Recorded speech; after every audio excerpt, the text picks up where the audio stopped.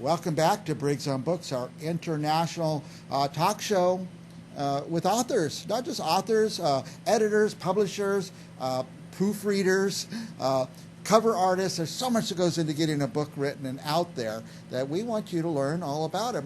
Many of our viewers are hopeful authors, are working on getting their first book out, and so we like to. My favorite thing about this show is bringing on authors who've done it, who've gotten a book out, got it published, and actually they're going on talk shows to promote it. Our next guest has done it multiple times, Patricia Bradley. Hi, Patricia. Welcome. Hey there. I'm glad to be here. Tell our viewers where you're located. Oh, don't you think they can tell? I'm from North Mississippi. North Mississippi, okay. Right. And you've written not just a book, but you've written multiple books. How many have you written so far? Oh, gosh. I am starting book 18. And 17 of them in the past 10 years. 17, yeah. Now, I think I read you were a USA Today best author at one point. I am. I was in an anthology with that. I think we had debuted at 84 on the USA Today, and then one of them we debuted at 25. So. Wow. Now, by the way, I want to talk to you more about that, but Fatal Witness, is that your latest book? That's the one that released in February, maybe in May. It gets jumbled. Yeah, you've got quite a few of them out there. Tell us a little bit about Fatal Witness. All right, Fatal Witness is about a woman who witnessed her parents' murder and totally blocked it from her mind. And her uncle whisked her away to Montana where he could go off the grid, and because he feared the killer would come after her. And so it's 20 years later, and she's a young woman, and she's starting to have some of those memories, and she wants to know where she came from, and her uncle won't discuss it with her. So now, not to cut in there, but here's a couple of your other book covers. Is there a common theme in your books? A lot of times it's forgiveness and hope. My books are always, and justice. My books are always about getting justice, and I think that's something we really need in this world, that and hope. What I was looking for, it seems like somebody gets killed in each of these books. Oh, yeah, I'm really good at killing people. Okay. Lots easier to kill them than it is to get them together. The romance part is really hard for me to write, but killing them, no problem. It's easy for you. Are you, so in Fatal Witness, are any of them a series, or are they all standalone books? They're standalones with a common area. They're all set in Pearl Springs, which is kind of north of Chattanooga on the Tennessee River. I'm not sure if it, I think it's the made up. After I wrote the Memphis Cold Case and the Natchez series, I said, I'm writing a series where I can make up rivers and towns and just live and not have to be sure that it's there. Yeah. So this is totally made up. It is the Pearl River, and that it's set on. And the city of Pearl Springs is totally made up. So I don't have to have a restaurant on the certain corner like I did with the others. It's a lot of work continuity-wise if you're talking about real cities and towns and streets and things like that. It is. A lot of research goes into writing, or it does for me. But most of your books are set in the Tennessee, Mississippi No, area? most of them, the Logan Point series is set just outside of Memphis in Marshall or DeSoto County. I don't really name the county. No, I do. It's Logan County, which there is not one. So that one's kind of back and forth, and then I wrote the Memphis Cold Case series, which I called over at Memphis and asked to speak to someone who could help me research them, and they gave me the cold case detective because I only had one. And we became friends, and so he helped me with the research. If I had a question, I'd shoot him an email or a text, and he would come back with the answer. And he even has helped me with other books because he's a very good detective. It sounds like he enjoys being involved. He did. Yeah. He did. Now, who are these books for? Mostly women, 35 to on up. Are they all the way. mystery or romance or a little of both? They're romantic suspense, heavy Suspense. on the suspense. Like I said, it's a whole lot easier to get them killed off than it is to get them together. Get them together. I did notice, and I put on the screen for our viewers your web address. Tell our viewers what they'll find if they visit your website. Okay, I found quite a bit. I have trailers for most of the books. Mm-hmm. I have About Me page. I have also have a blog. And on Tuesdays, I have a mystery question. There's one there today. And right now, for the last 41 weeks, or for 41 weeks, I have put 3 crazy laws that are on the books, and then I make up one, and it's up to my readers to figure out which one I made up. Which ones? And they're crazy. They're all crazy, and 3 of them are actual laws. You would not believe how hard it is to make up a law that's not on the book, a crazy law. Yeah. There are some, and I think one time a man had to go before his wife. If a woman was driving, her husband had to go before her with a lantern. Okay, it's still on the books. So, and then on Fridays, I always review somebody's book. Yeah. By the way, as you can imagine, I read an awful lot, and always picking my best book, my next book to read. And that's why when I mentioned the USA Today, things like that, books that get a little distinction or attention, it just helps me pick out, the next book. Also, if I see somebody on a little talk show like this, that helps too. But my favorite thing is when I'm reading, I want to learn about the author, so I'm always looking at Wikipedia or something like that, trying to find out about the author. That's why I love that you publish your web address for everybody to see.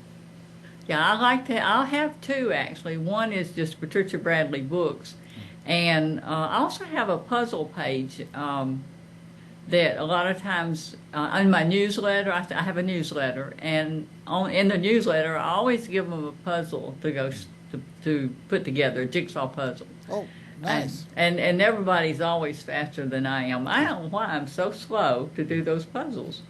It's crazy, but... For our viewers out there who are trying to finish their first book, and there's millions of them, literally millions of people trying to finish their first book. Tell me what your discipline is. You get up in the morning and sit right down and start typing? No, I usually have a little time to myself.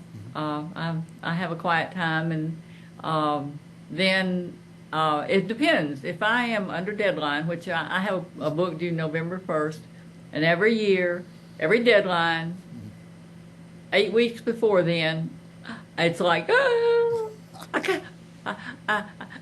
can't get my breath. So I do get up at 5 o'clock and start writing then. But right now, I only have to write 800 words a day, 5 days a week to be able to have it finished by the 1st of October to give me time to go back over it. Now, if I manage to do this, it will be the 1st. Ah, nice.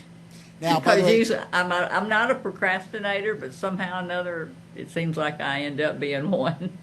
For those prospective writers, there's someone to look up to. 800 words a day for 5 days a week.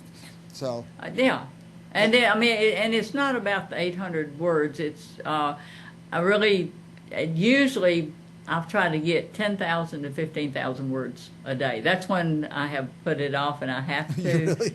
And I'm kind of enjoying this a little bit slower pace, and I'm just hoping that I will keep it up. But it is discipline.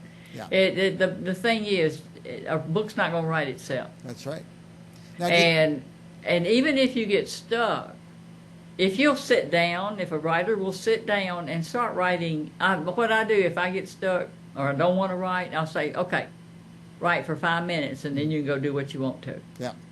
And so I'll write for 5 minutes. And then if I'm stuck, all of a sudden I'm start getting ideas. And then too, if I'm not stuck and I'm just lazy, it's like, oh, this is pretty good. I better keep going.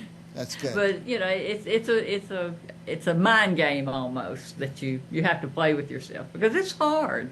It is very hard work to sit in front of a computer and I think through my fingers. If I could speak a book, if I could use like Dragon, that would be fantastic. But I'm not a storyteller. I'm a writer. You're a writer. It goes from your brain to your fingertips. It does, and I've known people who write their book on paper first, and I'm thinking, I've heard of that. oh, if there were not computers and we were still doing it on a typewriter, Yeah. I would not be a published author. Yeah, I don't think my old arthritic fingers could even write anymore. So, now are you doing a book a year, 2 books a year? What's your pace? I have been doing a book every 9 months. Every 9 months. And they were 90 to 100,000. The new book I'm working on, which is Return to Logan Point, is 80,000 to 90. So that's a little bit of a breather. I'm just, as I get older, and then too, I mean, for the last 10 years, all I've done is write. I live, but mostly I don't go out with friends. I don't have time. Got it right. Yeah. And it to me, it just very, and I mean, it's not that I don't love writing, because I'm living my dream. That's nice. It was my dream since I was 35 to be a published writer. And the very first thing I ever wrote was published by Woman's World. Wow. And I'm about to send it out to my email, my newsletter. I'm gonna write that story, and I only sent 4,500 words when she wanted 25. So she by rights, and back then you put it in a SASE, SASE, so that they could send it back to you. And by rights she should have, but she liked the story and bought it and cut it herself. Wow. The next one I wasn't so lucky. I did cut the word count. I didn't send 4,500, but I did send 2,500, and I had to cut the 500 words out because it was only 2,000. It's so hard. It's so hard. It taught me more than anything I had learned so far.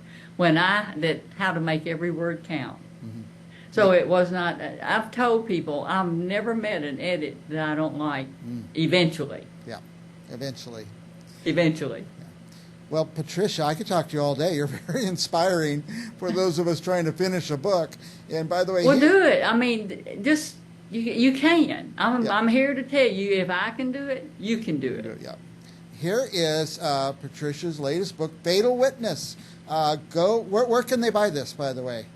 Oh, anywhere. Yeah. It's on Amazon, Barnes & Noble. It's at Baker Book House. In fact, the new book coming out is 40% off with free shipping. Nice. At Baker Book House. And it's Deadly Vengeance.